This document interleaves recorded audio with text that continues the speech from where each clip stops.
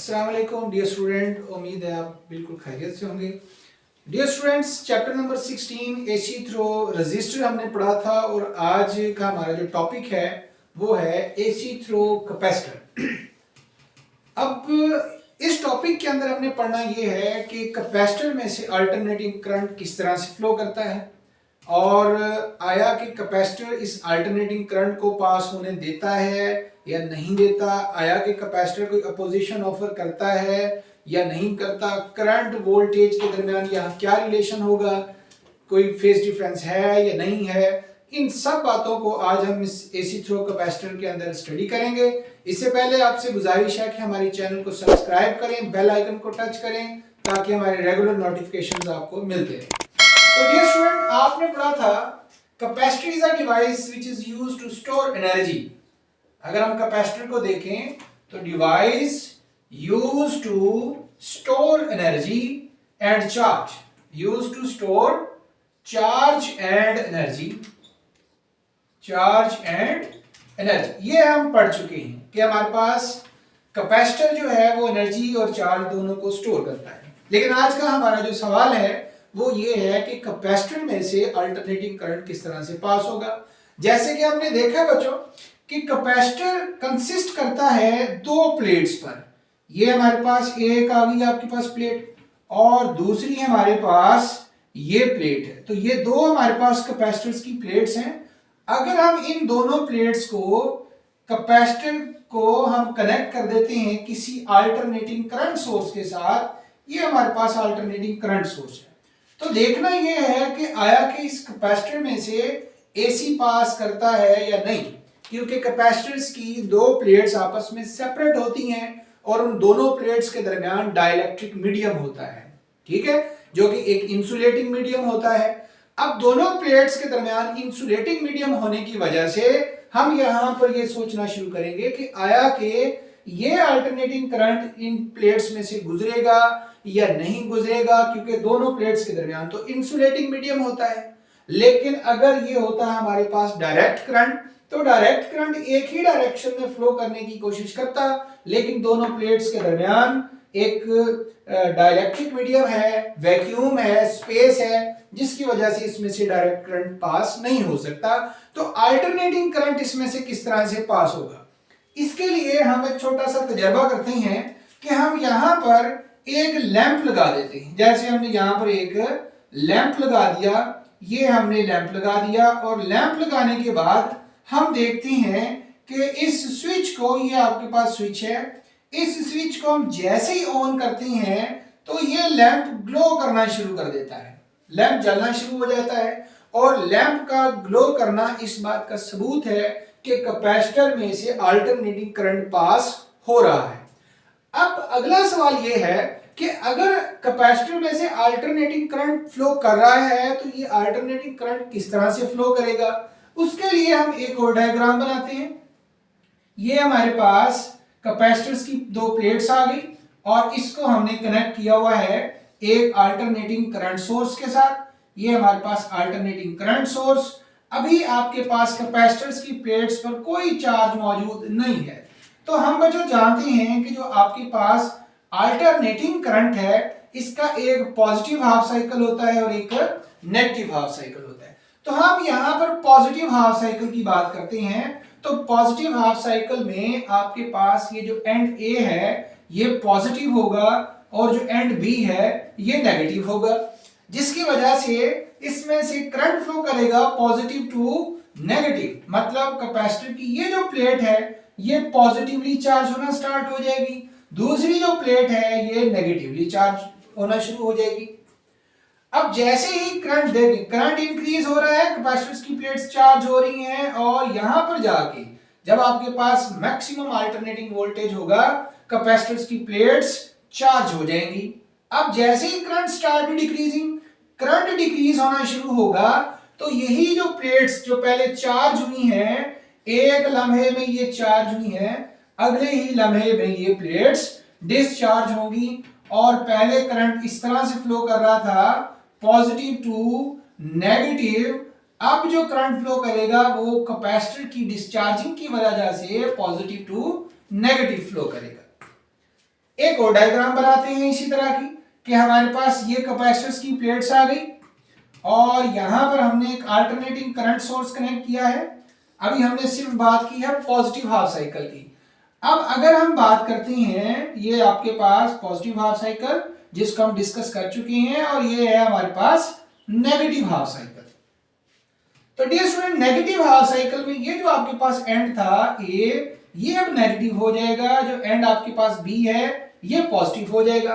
अब जो आपके पास कैपेसिटर्स की जो प्लेट्स हैं ये ऑपोजिट चार्ज होना स्टार्ट हो जाएंगी। मतलब ये है कि कैपेसिटर की ये प्लेट पॉजिटिवली चार्ज होना शुरू हो जाएगी, कैपेसिटर की ये प्लेट नेगेटिवली चार्ज होना शुरू हो जाएगी। जैसे जैसे अल्टरनेटिंग करंट इंक्रीज होता जाएगा वैसे वैसे कैपेसिटर्स की प्लेट्स चार्ज होती जाएंगी, और जैसे ही करंट डिक्रीज होना शुरू होगा यही कैपेसिटर की प्लेट्स डिस्चार्ज होंगी पॉजिटिव से नेगेटिव की तरफ। तो करंट जो है इस कैपेसिटर में से मुसलसल फ्लो कर रहा है, लेकिन हमने देखा ये है कि यहां भी आपके पास कैपेसिटर में से जो करंट फ्लो कर रहा है वो चार्जिंग और डिस्चार्जिंग की वजह से कर रहा है, यहां भी आपके पास चार्जिंग और डिस्चार्जिंग की वजह से फ्लो कर रहा है। तो हम यहां पर ये कहेंगे कि कैपेसिटर में जो अल्टरनेटिंग करंट फ्लो करता है वो कैपेसिटर की चार्जिंग और डिस्चार्जिंग की वजह से फ्लो करता है। तो यहां पर आपके पास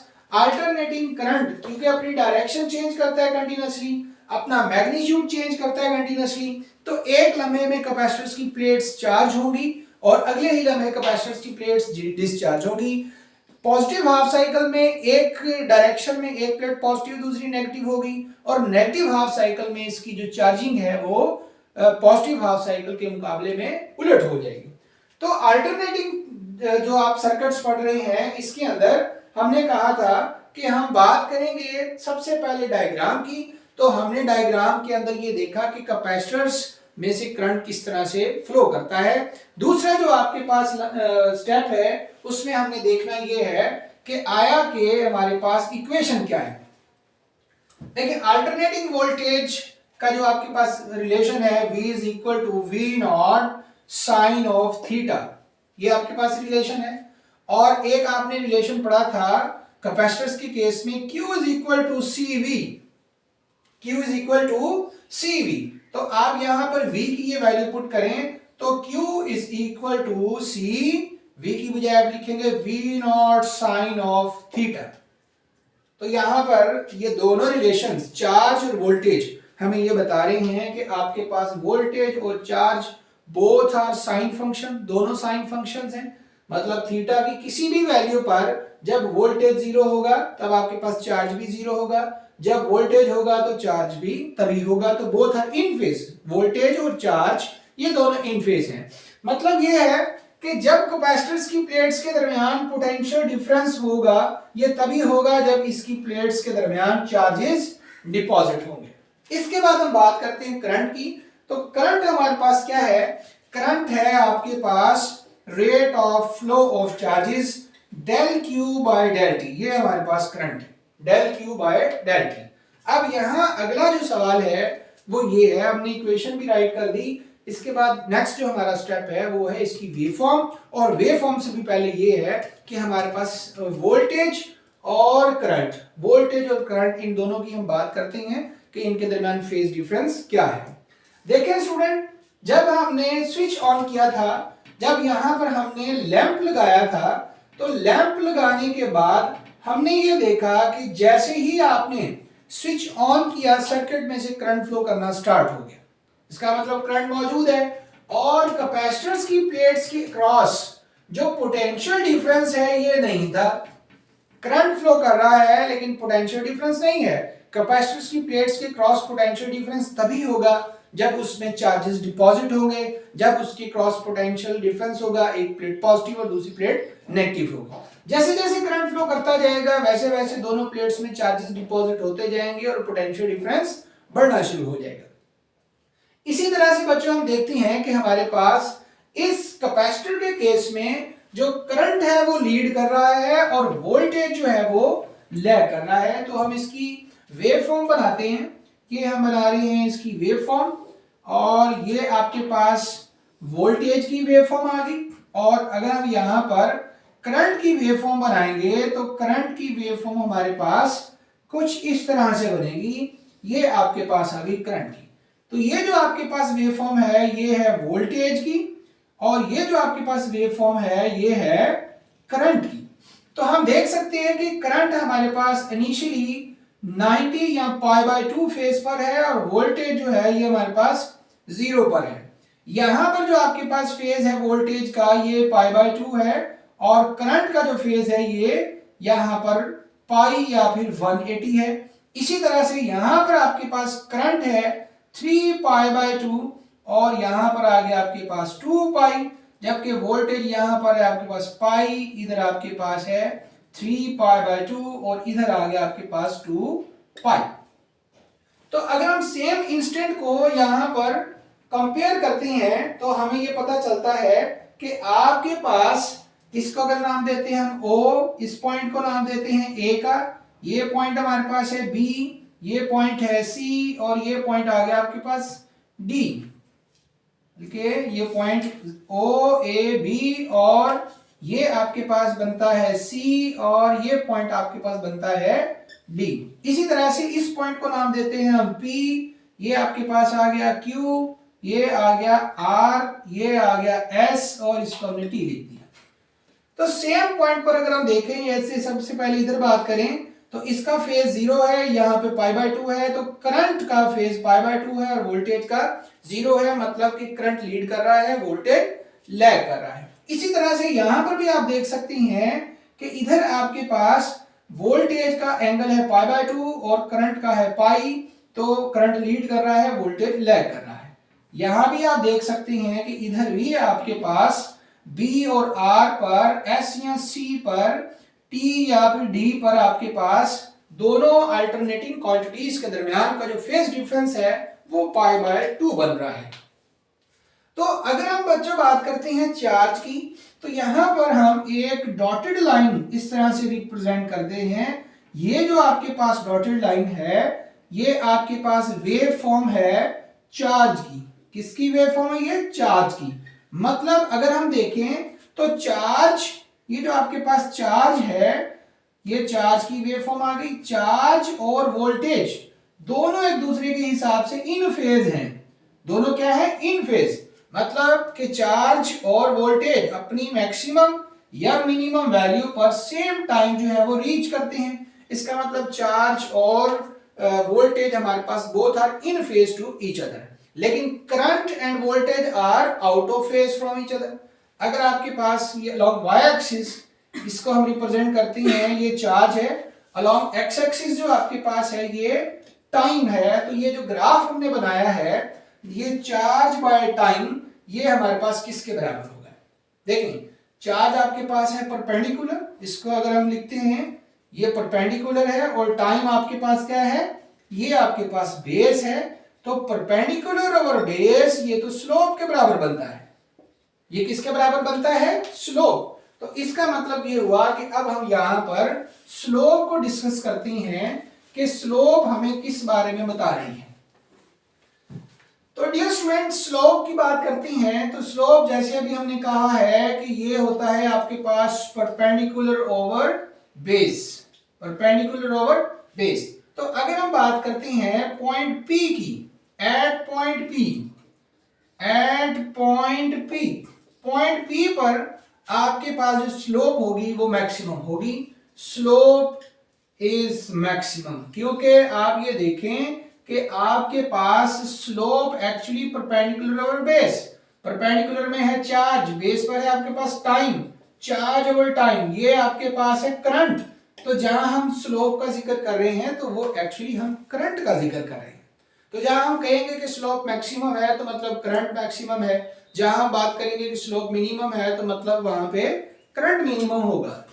अगर हम बात करते हैं पॉइंट P टू Q, अब पॉइंट P से Q की तरफ बात करते हैं तो यहां पर स्लोप जो है आपके पास, स्लोप इज डिक्रीजिंग। स्लोप हमारे पास क्या है? डिक्रीजिंग है। मतलब क्या है? यहां पर करंट हमारे पास डिक्रीजिंग है। करंट हमारे पास क्या है? डिक्रीजिंग।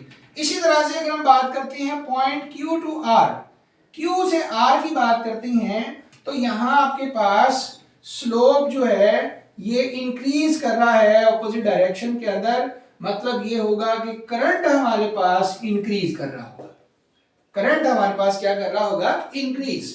तो स्लोप का एक्चुअली मतलब क्या है, करंट। तो जब स्लोप इंक्रीज हो रही है करंट इंक्रीज हो रहा है, स्लोप डिक्रीज हो रही है तो करंट डिक्रीज हो रहा है, क्योंकि स्लोप आपके पास चार्ज ओवर टाइम के बराबर बन रही है। तो इस हिसाब से जिस पॉइंट पर करंट मैक्सिमम होगा स्लोप मैक्सिमम होगी, जिस पॉइंट पर करंट मिनिमम होगा स्लोप मिनिमम होगी। इसके बाद अब हम आते हैं इसकी वेक्टर डायग्राम की तरफ। देखिए वेक्टर डायग्राम के अंदर आपने कहा था कि हम किसी भी अल्टरनेटिंग क्वांटिटी की जब वेक्टर रिप्रेजेंटेशन करते हैं तो वेक्टर रिप्रेजेंटेशन में उस क्वांटिटी को हॉरिजॉन्टल ड्रा करते हैं जो इनिशियली जीरो पर हो एंड इंक्रीज पॉजिटिवली। जैसे यहां पर ये क्या है, वोल्टेज आपके पास जीरो है और इंक्रीज पॉजिटिवली, तो ये वोल्टेज का जो वेक्टर होगा ये हमारे पास हॉरिजॉन्टल ड्रा किया जाएगा। और दूसरे वेक्टर को फर्स्ट क्वांटिटी के मुताबिक दूसरी क्वांटिटी से जो फेज डिफरेंस होगा, जैसे आपने देखा है कि करंट जो है वो क्या कर रहा है, करंट वोल्टेज से लीड कर रहा है। अगर करंट वोल्टेज से लीड कर रहा है, ये हमारे पास आ गया करंट, तो करंट और वोल्टेज इन दोनों के दरमियान फेज डिफरेंस हमारे पास 90 का है। तो वेक्ट्रिकली हम वोल्टेज और करंट को इस तरह से रिप्रेजेंट करेंगे। वोल्टेज आपके पास इनिशियली जीरो पर है, इसका फेज 90 है। अगले ही इंस्टेंट में जब वोल्टेज 90 पर होगा तो करंट 180 पे होगा एंड सो ऑन। करंट और वोल्टेज की वेक्टर डायग्राम के बाद हमने बात की थी कि हम इसकी अपोजिशन के बारे में बताते हैं। अब कैपेसिटर की जो अपोजिशन है उसको क्या कहते हैं, ये किसके बराबर होता है बच्चों? कैपेसिटर की जो अपोजिशन है उसे कहा जाता है कैपेसिटिव रिएक्टेंस। क्या नाम दिया जाता है इसे? Capacitive reactance. Capacitive reactance. अब कैपेसिटिव रिएक्टेंस को कैसे डिफाइन करेंगे? जिस तरह से आपने रेजिस्टेंस को डिफाइन किया, मतलब opposition offered by capacitor, offered by capacitor due to flow of current, due to flow of AC current।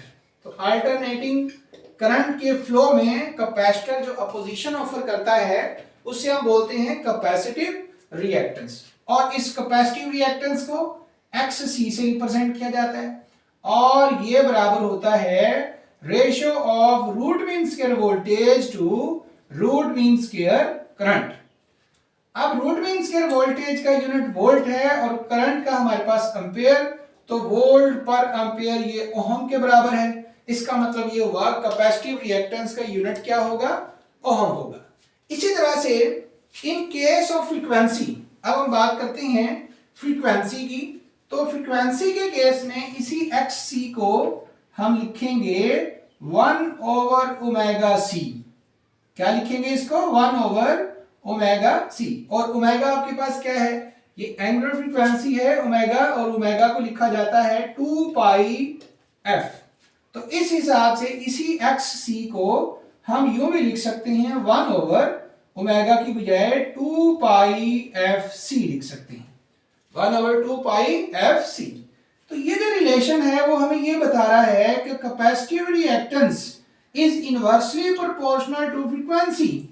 ये इनवर्सली प्रोपोर्शनल टू फ्रीक्वेंसी है, मतलब अगर हमारे पास अल्टरनेटिंग करंट की फ्रीक्वेंसी ज्यादा होगी तो कैपेसिटिव रिएक्टेंस कम होगा, अपोजिशन कम होगी और करंट ज्यादा फ्लो करेगा। इसी तरह से अगर आपके पास फ्रीक्वेंसी अल्टरनेटिंग करंट की फ्रीक्वेंसी कम होगी, अपोजिशन ज्यादा होगी और करंट जो होगा वो कम फ्लो करेगा।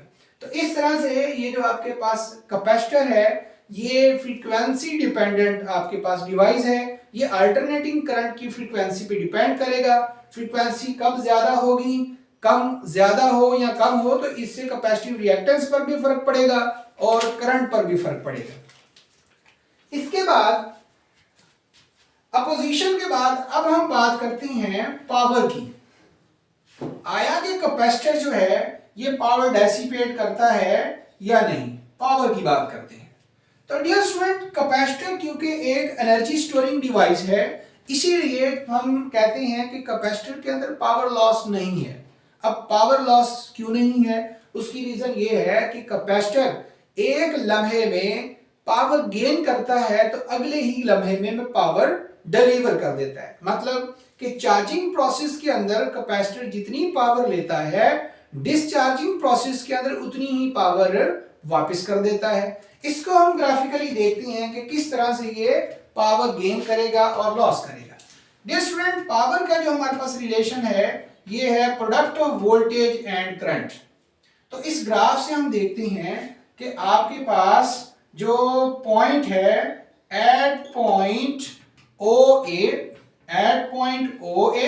जहां पर आपके पास वोल्टेज पॉजिटिव है और पॉइंट पी क्यू पर करंट भी आपके पास पॉजिटिव है।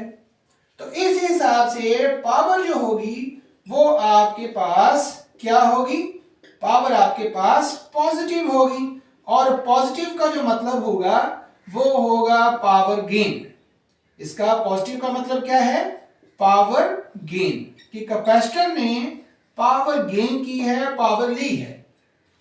इसी तरह से अगले ही लम्हे एट पॉइंट, दूसरे पॉइंट की बात करते हैं हम ए से बी हमारे पास वोल्टेज पॉजिटिव है और करंट की बात करते हैं तो Q से R करंट हमारे पास क्या है, नेगेटिव है। और अगर हम पावर फाइंड करेंगे तो पावर हमारे पास वोल्टेज पॉजिटिव है, करंट हमारे पास नेगेटिव है, तो नेगेटिव पॉजिटिव नेगेटिव आएगा। और इस नेगेटिव का मतलब पावर लॉस नहीं है बल्कि पावर डिलीवर होगा, पावर डिलीवर, कि इसने जितनी पावर ली है कैपेसिटर ने उतनी ही पावर आगे ट्रांसफर कर दी है, वापस कर दी है। मतलब आप ऐसे ही इस पूरी वेवफॉर्म को देख सकते हैं कि आपके पास वोल्टेज और करंट कहां पॉजिटिव है कहां नेगेटिव है। तो जहां पावर आपके पास पॉजिटिव आएगी इसका मतलब पावर गेन है, जहां पावर आपके पास नेगेटिव आएगी इसका मतलब पावर डिलीवर है, ना कि पावर लॉस। इसका मतलब ये है कि अगर एक कैपेसिटर सपोज कर लेते हैं कि 2 वाट पावर अगर गेन करता है, अगले ही लम्हे 2 वाट पावर डिलीवर कर देता है, तो इट्स मीन कि कैपेसिटर जो आपके पास एक प्योर कैपेसिटर है जिसमें बिल्कुल भी डेसिपेशन ना हो, तो ऐसे कैपेसिटर के अंदर पावर लॉस 0 होगी। तो यहां पर आप लिख सकते हैं power loss in pure capacitor is equal to 0, कि कैपेसिटर, प्योर कैपेसिटर के अंदर पावर लॉस 0 होगा। So power loss in pure capacitor is equal to 0। तो कैपेसिटर के अंदर पावर लॉस 0 होगा। तो डियर स्टूडेंट, ये था हमारा आज का टॉपिक एसी थ्रू कैपेसिटर, जिसमें हमने देखा कि हमारे पास किस तरह से कैपेसिटर में से करंट फ्लो करता है, वोल्टेज और करंट के दरमियान फेज डिफरेंस क्या है, यहां स्लोप हमें किस बारे में बताएगी, वेक्टर रिप्रेजेंटेशन में किस तरह से वोल्टेज और करंट को रिप्रेजेंट करेंगे, और उसके बाद हमने बात की है अपोजिशन की, पावर गेन है या लॉस है, इस बारे में। तो डियर स्टूडेंट, अगला जो हमारा टॉपिक होगा एसी थ्रू इंडक्टर, उसकी तरफ इंशाल्लाह हम चलेंगे नेक्स्ट टॉपिक में। तो उससे पहले आपसे गुजारिश कि हमारे चैनल को सब्सक्राइब करें, बेल आइकन को टच करें ताकि हमारे रेगुलर नोटिफिकेशंस आपको मिलते रहें। बहुत शुक्रिया, अल्लाह हाफिज। बहुत शुक्रिया।